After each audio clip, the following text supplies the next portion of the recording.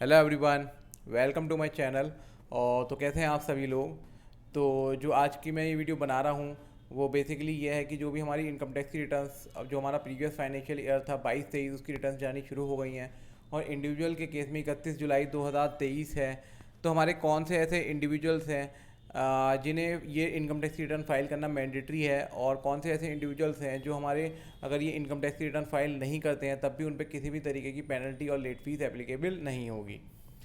तो जैसा कि हमारा इनकम टैक्स का एक सेक्शन होता है, सेक्शन नंबर 139, वो रिटर्न फाइलिंग से रिलेटेड डील करता है। वो ये कहता है कोई भी हमारे इंडिविजुअल एसएससीज अगर उनकी रिटर्न 2.5 लाख से अबव एक्सीड कर जाती है प्रीवियस फाइनेंशियल ईयर में जो आपका बीत गया, जैसे कि जो हमारा प्रीवियस फाइनेंशियल, इस केस में कौन सा एप्लीकेबल है, 22-23, जो 1 अप्रैल 22 को शुरू हुआ था और 31 मार्च 2023 तक रहा, उसकी रिटर्न फाइलिंग क्या रहेगी। अब 31 जुलाई ड्यू डेट्स है हमारे इंडिविजुअल के केस में।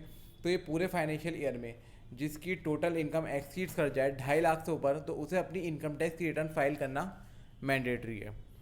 अगर वो इनकम टैक्स की रिटर्न फाइल नहीं करता है और बाद में उसके ऊपर स्क्रूटनी या किसी चीज़ का भी नोटिस आता है तो उसे क्या होगा, फिर पेनल्टी पे करनी पड़ेंगी, जो भी कंसिक्वेंसेस उसे फेस करने पड़ेंगे। अब जैसे लास्ट फाइनेंशियल ईयर भी 21-22 जो था, मैंने ये बहुत नोटिस करा, जो हमारा 31 आफ्टर 31 जुलाई बहुत से हमारे ऐसे इंडिविजुअल एसएससीज रहे जिन्हें ये अवेयर ही नहीं थे, पता ही नहीं था कि उनके ऊपर इनकम टैक्स की रिटर्न एप्लीकेबल है, उन्हें रिटर्न फाइल करना ज़रूरी है। वो आफ्टर ड्यू डेट आए और उन्हें लेट फीस के साथ अपनी रिटर्न फाइल करना पड़ी। तो क्यों नहीं, ये चीज़ आपको अगर पहले ही पता लग जाए तो अपने आप टाइमली कंप्लायंसेस करा पाएंगे, और जो भी आपके ऊपर late fees applicable after due date होती है उसे आप सेव कर पाएंगे। तो जैसा कि मैंने अभी बताया कि जो भी हमारे इंडिविजुअल एसएससीज हैं, अगर आपकी पूरे साल में इनकम 2.5 लाख से क्रॉस कर जाती है तो आपको इनकम टैक्स की रिटर्न फाइल करना मैंडेटरी है।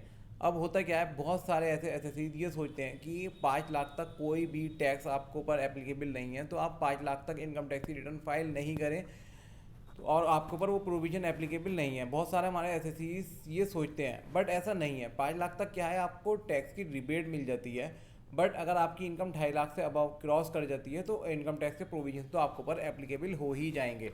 तो आपको इनकम टैक्स की रिटर्न तो फाइल करना मैंडेटरी है। वो अलग बात है कि आपको 5 लाख तक कोई भी टैक्स एप्लीकेबल नहीं होगा। और इसमें बहुत सारे मोस्टली जो हमारे जो एसएससीज कवर होते हैं वो सैलरीड एम्प्लॉयड्स का रेशियो ज़्यादा रहता है, क्योंकि जो भी हमारे बिजनेस क्लास और ऑडिट्स वाले जो होते हैं उनका ऑडिट के केस में क्या होता है, उसमें डिफरेंट ड्यू डेट रहती है। अगर आप ऑडिटेड भी नहीं है और बिजनेस क्लास भी है तो तब भी आपके पास 31 जुलाई ड्यू डेट एप्लीकेबल हो जाएगी। जैसे आपने किसी जीएसटी फर्म भी चला रहे हैं, आपका जीएसटी में रजिस्ट्रेशन है, बट आपका पहला साल है, आपका इतना टर्नओवर नहीं हुआ, मानिए आपका पहले साल में जीएसटी में टर्नओवर रहा 10 लाख, 15 लाख, 20 लाख और जो भी XYZ। अब आपने क्या सोचा, आपके ऊपर इनकम टैक्स की रिटर्न एप्लीकेबल नहीं है। बहुत सारे एसएससीज इसके बारे में अवेयर नहीं होते हैं। पर अगर आपका जीएसटी का टर्नओवर भी, अगर जो पूरे साल का टर्नओवर है, अगर वो 2.5 लाख से क्रॉस कर जाता है, तब भी आपको ऊपर इनकम टैक्स का जो प्रोविजन है वो एप्लीकेबल हो जाएगा, आपको इनकम टैक्स की रिटर्न फाइल करना ज़रूरी हो जाएगी। तो इसलिए ये चीज़ का ध्यान रखें जो भी हमारे इंडिविजुअल एसएससीज हैं कि कब उनके ऊपर इनकम टैक्स की रिटर्न्स एप्लीकेबल है और कब उन्हें इनकम टैक्स की रिटर्न फाइल करनी है, कौन सी उनके ऊपर ड्यू डेट एप्लीकेबल रहेगी। तो 31 जुलाई ड्यू डेट्स मान के चलें। जो भी हमारे इंडिविजुअल एसएससीज हैं जो ऑडिट्स में कवर नहीं होते हैं कि भाई 31 जुलाई तक अपनी इनकम टैक्स की रिटर्न फाइल करवा दें। अब होता क्या है, सब लोग आखिरी मोमेंट पे आते हैं, किसी को पता नहीं लग पाता है, किसी को लास्ट मोमेंट पे पता लगता है। देखिए हर रिटर्न फाइल करने के लिए भी आपका डेटा सारा स्क्रूटनाइज होना ज़रूरी है। अगर हम कोई भी जो भी आप जिससे भी रिटर्न फाइल करवा रहे हैं, प्रोफेशनल लॉयर जो भी XYZ, अगर आप उसको पास लास्ट दिन में डेटा भेजेंगे तो वो भी कैसे आपको डेटा को सही से चेक करके रिटर्न फाइल करेगा। और उससे होगा कि आपकी रिटर्न गलत चली जाएगी, गलत फाइल्ड हो जाएगी। अगर गलत फाइल्ड हो गई, आपकी कोई भी ऐसी ट्रांजेक्शन छूट गई जो बहुत ज़्यादा इंपॉर्टेंट थी और जो उसे इनकम टैक्स में दिखाना ज़रूरी था और आप वो नहीं दिखा पाते हैं, किसी वजह से आप बता नहीं पाए, तो बाद में आपके पास नोटिस आएंगे, आप अपनी रिटर्न को रिवाइज़ करेंगे तो अननेसेसरी आपका टाइम कंज्यूम होगा। इसलिए बहुत ज़रूरी है कि भाई आप अपना जो भी डेटा है वो टाइमली 31 जुलाई से कुछ दिन पहले अपने जो भी प्रोफेशनल है उन्हें प्रोवाइड करा दें, ताकि वो आपकी रिटर्न को सहीली टाइमली फाइल कर पाएँ। अगर रिटर्न आप एंड मोमेंट पे जाएंगे तो आपकी कभी भी रिटर्न टाइमली फाइल नहीं हो पाएगी। इसलिए इस बात का ये ध्यान रखें कि भाई अपनी रिटर्न को टाइमली फाइल करें। सारा TDS जो भी है अब वो अपडेट हो चुका है पोर्टल पे, जो इनकम टैक्स के अपडेटेड फॉर्म से वो भी आ चुके हैं और रिटर्न्स प्रॉपर्ली जाना शुरू हो गई हैं। इसलिए ज़रूरी है कि अपनी रिटर्न्स को टाइमली फाइल करवाएं।